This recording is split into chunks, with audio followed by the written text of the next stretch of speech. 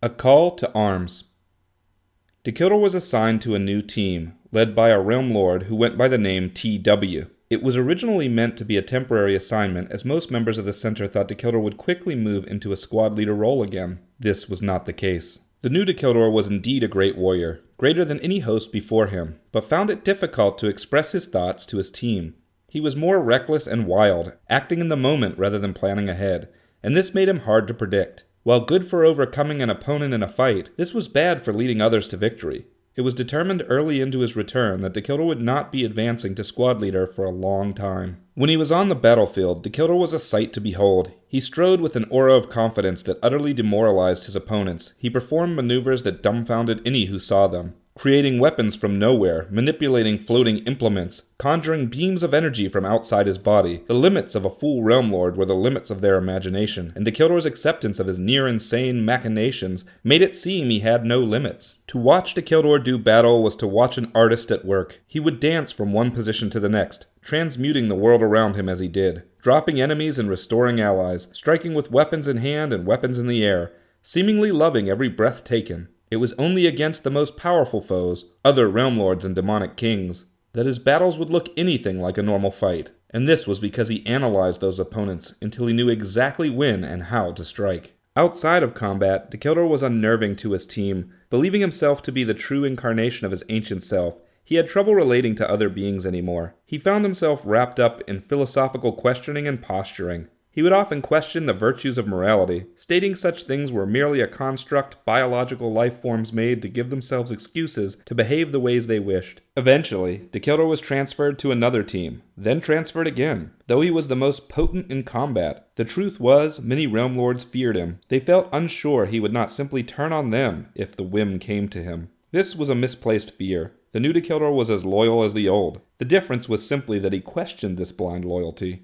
He questioned everything. Dark One and Doomsday spent time with Dacheldor when he was not engaged in missions. They both recognized a deep inner pain that was covered up by Dacheldor's philosophy-loving exterior. Doomsday saw much of herself in the new Dacheldor and made it her goal to help him heal his mental scars. Dark One saw an opportunity to teach Dacheldor finally to fully release his pain, though this lesson would not be one learned directly from him. Those not on Dacheldor's team respected him greatly. They were unaware of the issues involved in working with him, but observed him save the lives of many of them, time and again. To them, he was an eclectic old realm lord who, when brought into combat, dominated the enemy. He was their secret weapon. Exile.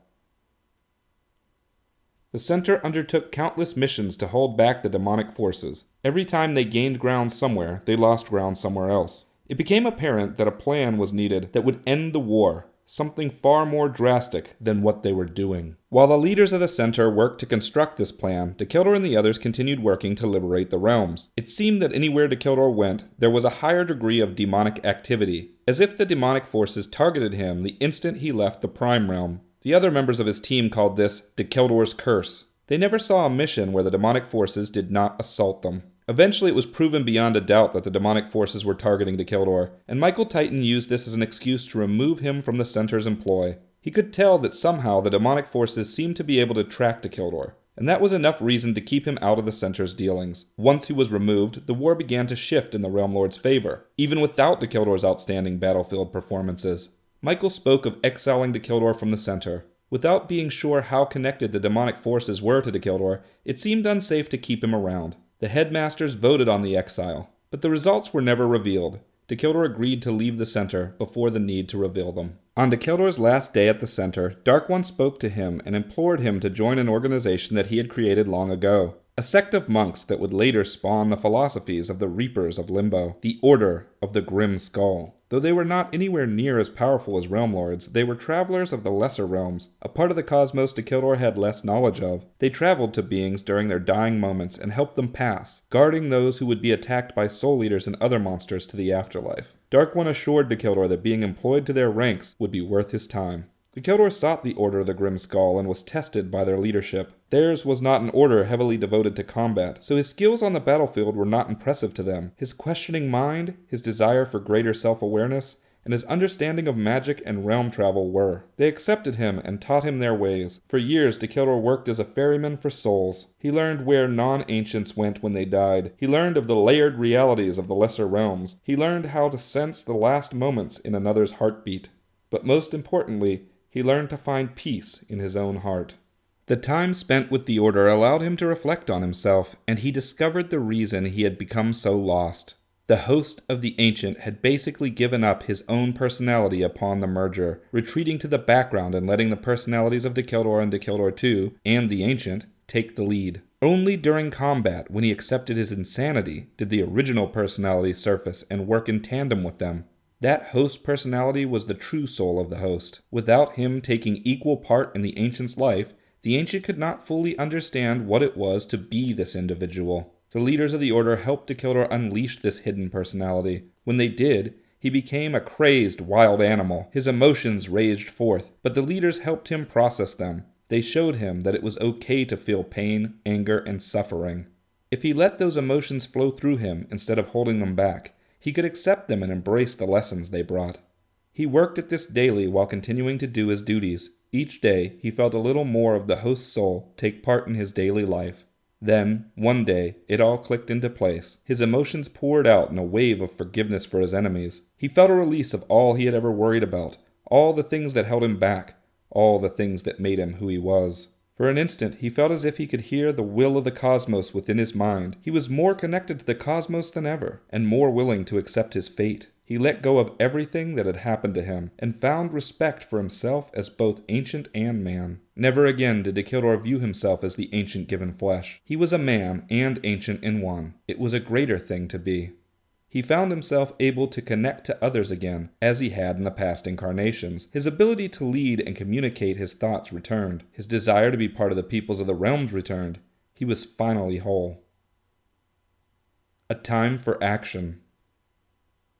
During his stay with the Order of the Grimskull, Dacheldor was frequently attacked by demonic forces. He always managed to defeat them without giving away the locations of the Order's headquarters. He noticed that no demonic kings came after him, and wondered if his friends at the center were all right. Once his time of service to the Order had ended, he bid them farewell and attempted to return to the center. He arrived to find the center under attack by all 9 demonic kings, the Black Angel included. This direct assault seemed to have only begun a few hours before Dacheldor's arrival, but in limbo time this meant it had begun 2 years before Dacheldor returned to the Prime Realm. Reaching out with his mind, Dacheldor located all 9 demonic kings and attacked each of them simultaneously. Each saw their own representation of Dacheldor standing off against them. Each fought a version of Dacheldor that was every bit as powerful as he had been in previous battles. Each saw no indication they were not facing the real Dacheldor. This was because he was literally fighting them all at once, micromanaging each version of himself by leaning upon the seemingly infinite mind of the Ancient within. Even more impressively, each Dacheldor was created from the surrounding matter of the ground and sky. It was not a living being of its own, but was indistinguishable from one, and each manipulated the ground and sky as they fought, building weapons in a flash and raining lightning and thunder from the heavens. The real Dacheldor stood off against the Black Angel. As he landed in front of him, he smirked and said, "Hello, son." The Black Angel's eyes went wide as he realized Dacheldor knew and accepted the truth. It almost kept him from blocking Dacheldor's attack, a swing with the electrified demon edge that would have decapitated him if he wasn't careful. Though he blocked it, the weapon split into 2, one slashing the Black Angel's face and the other his gut. Then it reformed into one after the strike. Dacheldor was not playing with the same rules of physics as everyone else. "You're enjoying this," the Black Angel remarked. "I've found myself," Dacheldor said back.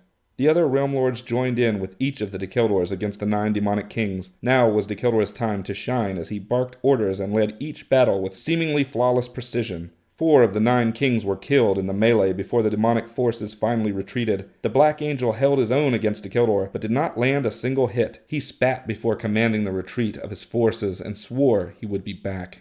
As the last of the demonic forces disbanded, the Realm Lords and Angels wasted no time repairing the center. Many Realm Lords celebrated the return of Dacheldor. Some even claimed they were only alive because of him. Even the Angels gave him nods as they walked by instead of ignoring his presence. Shakarok and Nicole came to see him, along with their son, Seth. "Glad to have you back," they said. Dark One came to see him as well, adding, "Glad to finally see the real you." He gave Dacheldor a knowing glance. Michael Titan and Doomsday made their way to him once repairs were well underway. Michael was going to apologize, but Dacheldor stopped him. He explained to them both what he had found during his exile, and how he'd finally accepted himself. Without the exile, he would still be struggling to find answers. Now he knew where he belonged. Michael welcomed him back. Doomsday grabbed him and pulled him close. She could sense his energy was very close to the man she had fallen in love with. Though he was different, he was still Dacheldor in the ways that mattered to her. As the shield returned to cover the center, Michael announced that Derek's mission was a success. The Realm Lords and Angels cheered. Dacheldor looked inquisitively around and asked, "What mission?" "The mission to bring back the one thing that can end this war," Shakarok told him.